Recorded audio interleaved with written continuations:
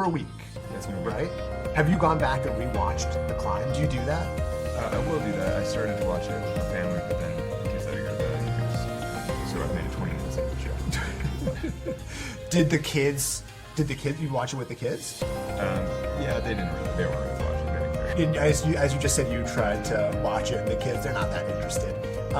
Do you think there will be a time when they are interested in like watching what you do, or do they come into the climbing gym and try to like climb with you yet? Yeah, our kids will definitely play around and climb. We have a little home gym, and so they play around on the wall. I feel like I'm constantly telling my kids like, don't do that, that's dangerous, don't jump off that. And I wonder what that relationship is like for you, if there's like... Yeah, I don't tell them that. Yeah, that's what I mean. Like, do you have like a hypocritical moment where you're like, that's dangerous, don't do that, while meanwhile your profession is...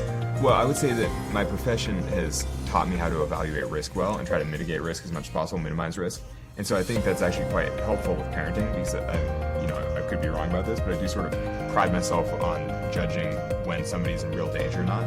And also there's just a lot of things like, so your kid will want to hold your hand while they do something like on a sketchy beam. So I always let my kids hold my hand a certain way where they like hold them with my fingers, but then the rest of my hand holds their wrist, and so like they can fall off and I'll just catch them. And so there are things like that where they feel like they're in control of it and they're balancing or whatever, but really you basically have them on belay. You're kind of like, if you fall off this wall, I will catch you. Yeah. But they don't like necessarily know that, but they feel supported. I don't know, there's a lot of my parenting's around letting the kids do whatever they want, but just make sure they don't get hurt. What do you suspect your point of view will be if your kids get to be in like 15 or 20 years and they're like, I want to learn how to free solo, and I want to do these things as well? Yeah, the thing is, so people ask that a lot, and I think it's less black and white than people might think. Yeah.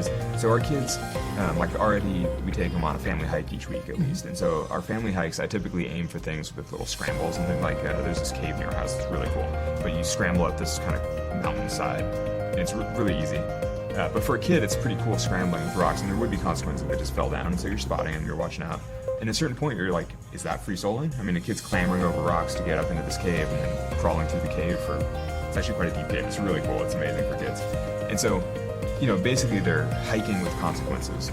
And that is basically free soloing. Like if you're a good rock climber and you're climbing on easy terrain, it basically feels like extreme hiking, something like that. And so, obviously I'm not going to encourage my kids to do that, but I totally understand if my kids go from hiking to easy scrambling to very easy free soloing, once they feel capable and ready and they can manage the risk themselves. And I don't know. I mean, basically it's all part of a spectrum. Yeah, I think my goal as a parent is to enable them, like basically give them the tools for success. Like I want them to feel comfortable, be unafraid